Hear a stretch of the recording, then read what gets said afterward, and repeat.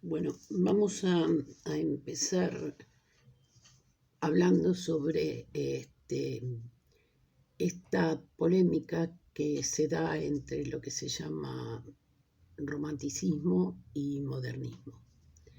En esa época se desarrolla un debate muy importante sobre el tema de lo que debía o no debía ser el lenguaje poético.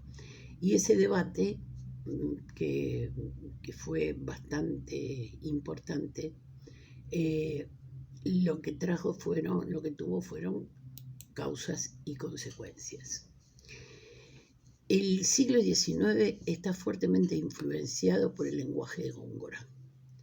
El lenguaje de Góngora es un lenguaje difícil, un lenguaje intrincado, un lenguaje que se caracteriza por el hiperbatón y que en realidad, para quien no está acostumbrado o quien no gusta del lenguaje poético, es bastante difícil, de difícil comprensión, digamos.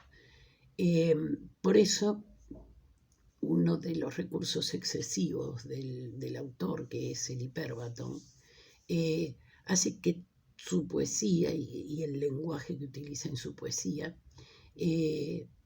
sea denominado hostil.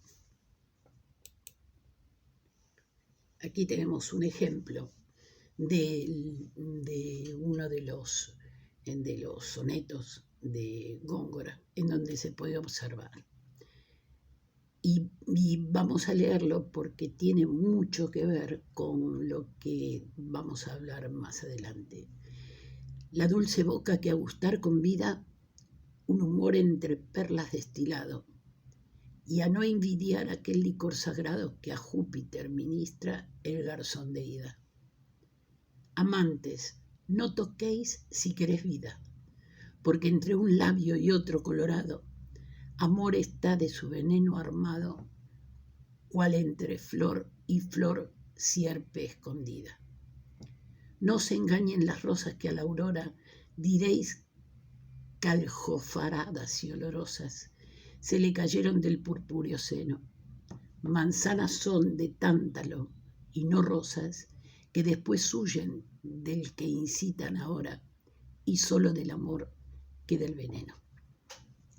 Fíjense que, si bien es un soneto precioso, un soneto perfecto, realmente este tipo de poesía era un tipo de poesía muy alejado del lenguaje del pueblo, y solamente preparado para quienes conocían no solamente el vocabulario a fondo, sino además algunos mitos, algunas cuestiones que no estaban al alcance de todo. Por ejemplo, Júpiter acá representa a un dios. Entonces, hay en el vocabulario de Góngora una necesidad de adentrarse en la profundidad y en lo fuerte del lenguaje como para poder comprenderlo. Entonces, se considera que en realidad la lengua de Góngora es quizás la más alejada del lenguaje oral y escrito de la gente, digamos. El romántico, y hablo de romántico, pero ya vamos a ver que Becker se adelanta a la modernidad. El romántico lo que pelea, la pelea en este caso sería por apelar a un lenguaje más simple, más de buen gusto, quizás un poco más relacionado con con el pueblo. Este tema, que es un tema central, digamos, de esta discusión, dispara la disputa entre dos ejes comandados por dos personas que representan también ideas diferentes. Por un lado, Fernando Herrera. Fernando Herrera era un autor que quería seguir manteniendo la idea de que el lenguaje poético tenía que diferenciarse totalmente del lenguaje cotidiano. Por lo tanto, lo que pretendía o lo que para ese grupo, desde las ideas de Fernando Herrera, era la poesía, estaba basada en el rigor poético. Por el otro lado, Alberto Lista era partidario de abandonar ese lenguaje ostentoso tan propio de los románticos. Es una época particular porque Fernando VII estaba en contra de las ideas liberales de los románticos franceses. Y esa cuestión política también media entre este debate. Porque por un lado estaban quienes decían que el lenguaje debía regresar a la forma, digamos, a la forma de pensar del pueblo, y por el otro, el problema radical estaba en, digamos, superar el vacío, decían ellos, que dejaba el barroco. ¿Por qué hablan de este vacío? Porque en realidad, fíjense ustedes que si volvemos otra vez a lo que dice la poesía de Góngora, en realidad no hay un tema determinado. El tema puede ser el amor, pero en realidad no hay ideas, no se habla de algo concreto. El acento fuerte está puesto en la forma de decir. Está puesto más en el vestido que en el contenido. Está puesto más en el preciosismo que en lo que se transmite. Herrera defendía un lenguaje hedonista, preciosista, artificioso, aunque no estaba tan de acuerdo del extremo que significaba Góngora. Él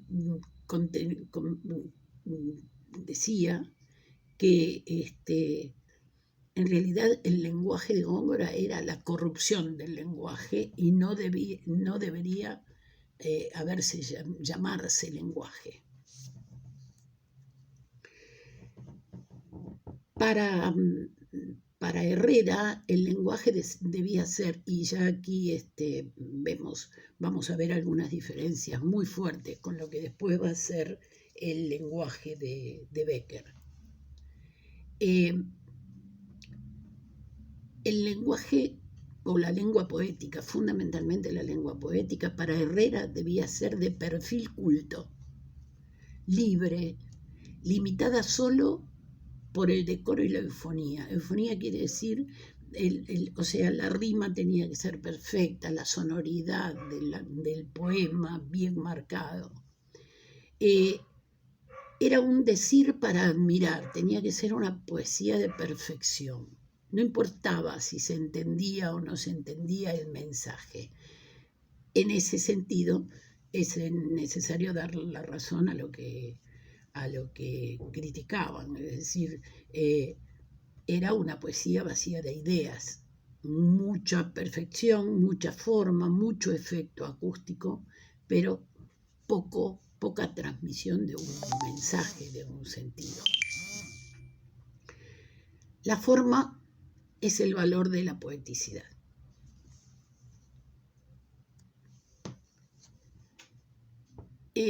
La consecuencia es que va a haber la lógica separación entre estas dos posturas que representan dos tipos de lenguaje completamente distintos.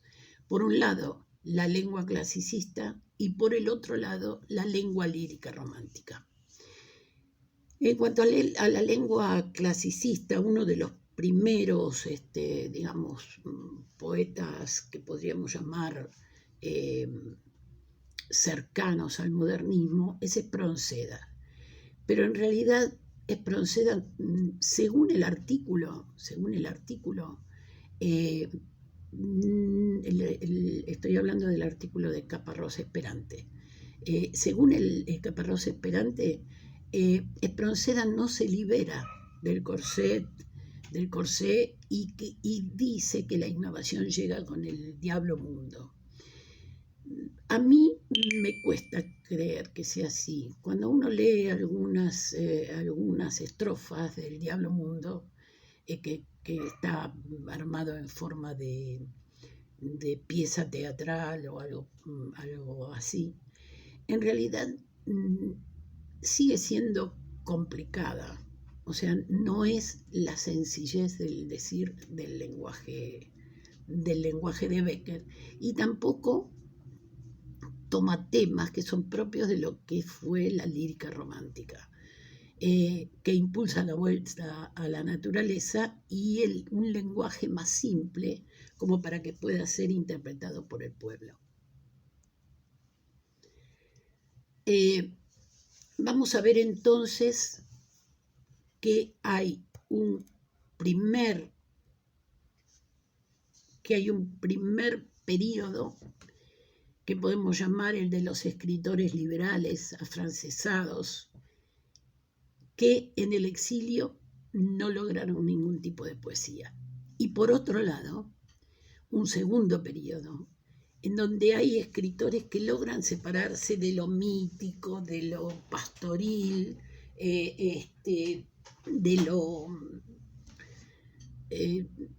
de los temas, digamos, que son específicos de esa lengua culta, pero que, según Caparrós Esperante, caen en un neotrovadorismo romántico que es totalmente superficial. En este segundo periodo aparece Becker. Becker no se mete en el debate sobre el lenguaje, sobre la poesía y todo lo demás, pero en una de sus cartas literarias lo que dice da a entender como que realmente todos los que hablaban de poesía era gente que no era poeta, que tenía quizás mucha, uno puede decir o puede insinuar, bueno, esto está bien, está mal, o lo que sea, en cualquier tema, en arquitectura, en esto, me gusta más este edificio, no me gusta más, pero solamente un arquitecto sabe exactamente si lo que se está haciendo está bien o está mal. Y en realidad lo que critica Becker es en esa frase que aparece, que los poetas quedaron callados y en realidad los que hablaban eran un montón de gente que no sabe lo que es la poesía, porque solamente un poeta sabe lo que es la poesía, porque la siente. Y ellos sí hablaban de que la poesía tenía que ser de esta forma, de la otra y de la de más allá. Y aquí me detengo porque este autor hace, digamos, dos afirmaciones que tienen mucho que ver con la postura que tiene la cátedra con respecto a Becker. Becker dice, es moderno por haber sabido extraer lo vivo de lo muerto en la tradición, por trascender el simple debate formal entre prosa y verso, o lenguaje coloquial y lenguaje poemático. Y por otro lado,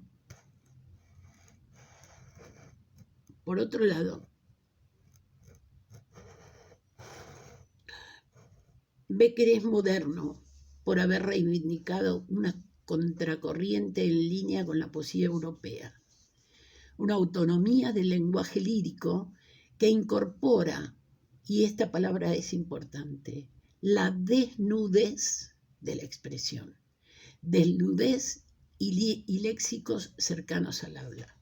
Y vamos a ver que esta palabra desnudez, poesía desnuda y todo lo demás, vamos a trabajarlo después, se va a constituir en la metáfora de lo que va a ser la poesía de Becker.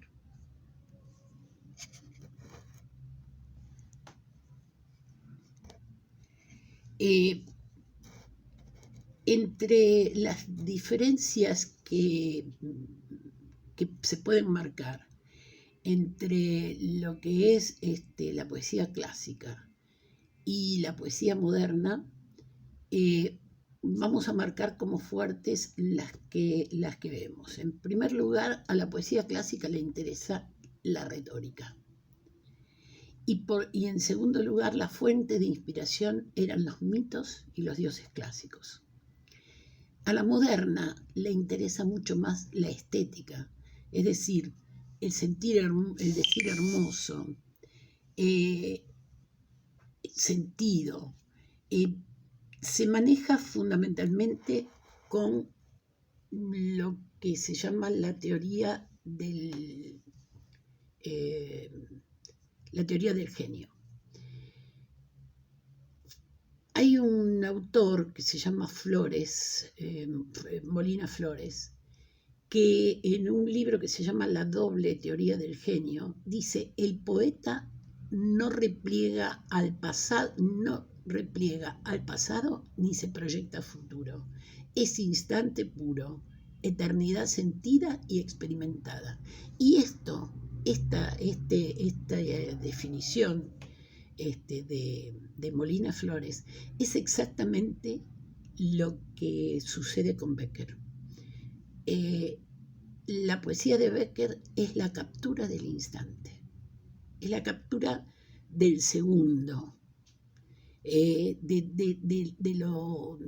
lo etéreo, ¿no?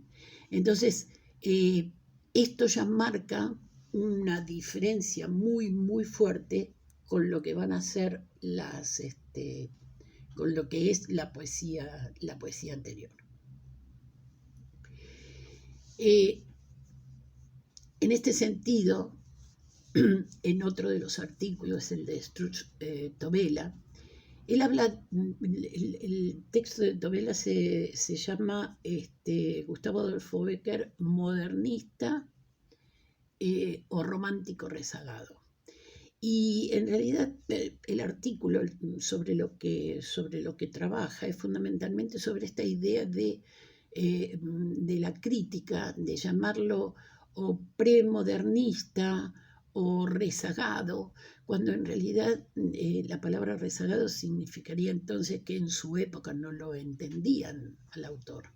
Y en realidad quizás fuera cierto que no lo entendieran, pero no es que no lo entendían porque la gente no lo leía, no lo entendían porque estaba en una corriente totalmente diferente.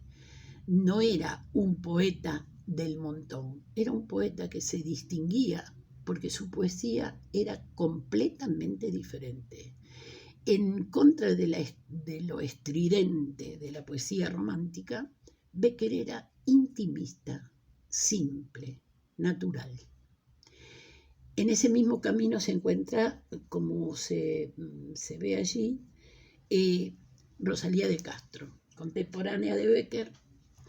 Ella, a diferencia de Becker, que vivía en Madrid, a diferencia de él, vive en Galicia, es gallega, escribe en gallego y se mueve con las problemáticas y las situaciones propias de su tierra. Una tierra dolida, porque en realidad es una tierra eh, muy, muy, muy dolida, porque la gente se iba. Había mucha gente emigrante de Galicia, mucha gente que iba a buscar su destino en otras partes. Entonces, si Becker adelanta, digamos, la modernidad, Rosalía, en el mismo camino de adelantar la modernidad, se acerca mucho, pero mucho, a lo que es la generación del 98. A la generación del 98 le interesa no tanto el decir o la perfección lírica, sino que le interesa sobre todo la intrahistoria de su pueblo, de su lugar, caso de Antonio Machado, por ejemplo.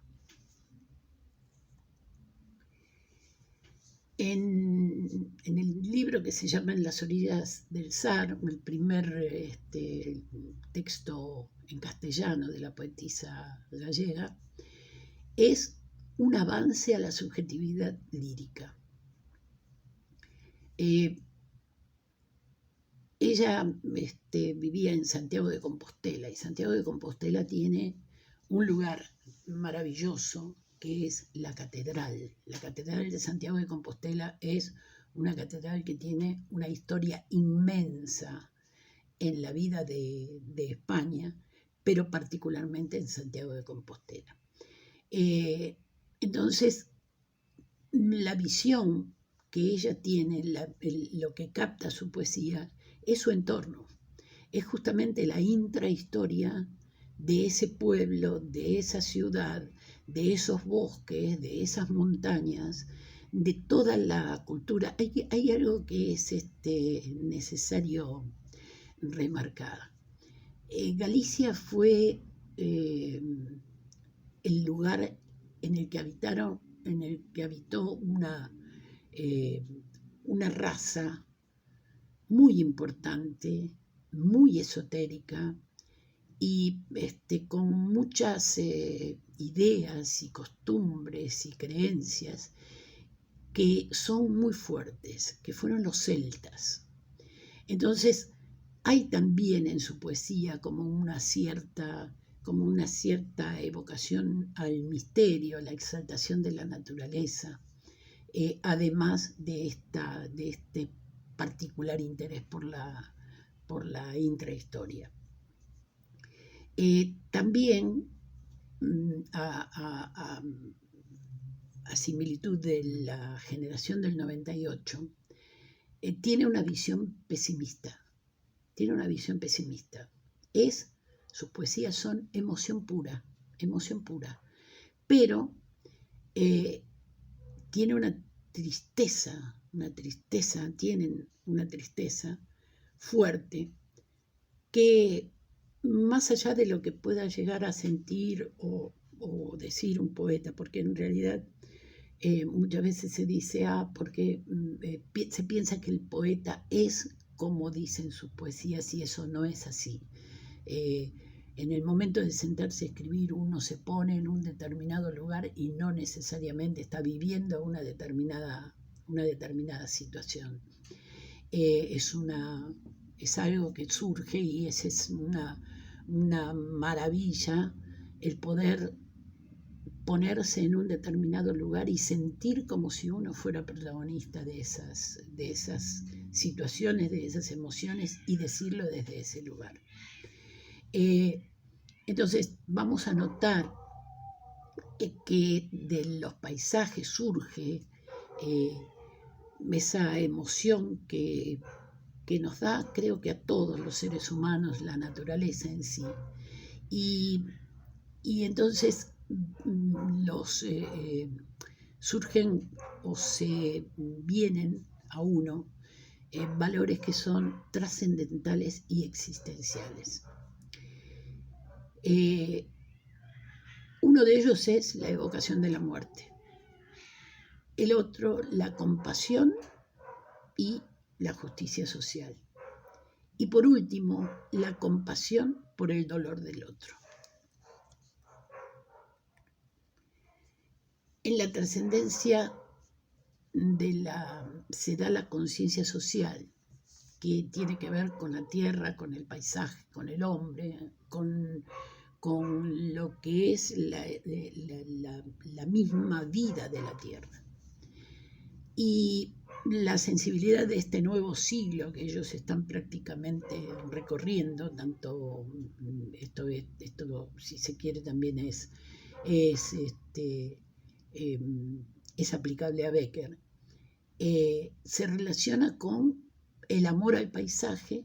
En el caso específico de Rosalía de Castro, el interés por los pueblos viejos, la observación y penetración por el hecho cotidiano, y, vuelvo a repetir otra vez, la trascendencia intrahistórica.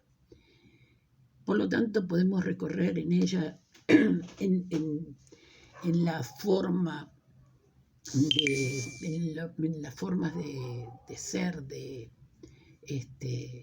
en las formas de escribir y en sus temáticas, temas que son muy unamunianos: la muerte, la duda, la pérdida de la fe.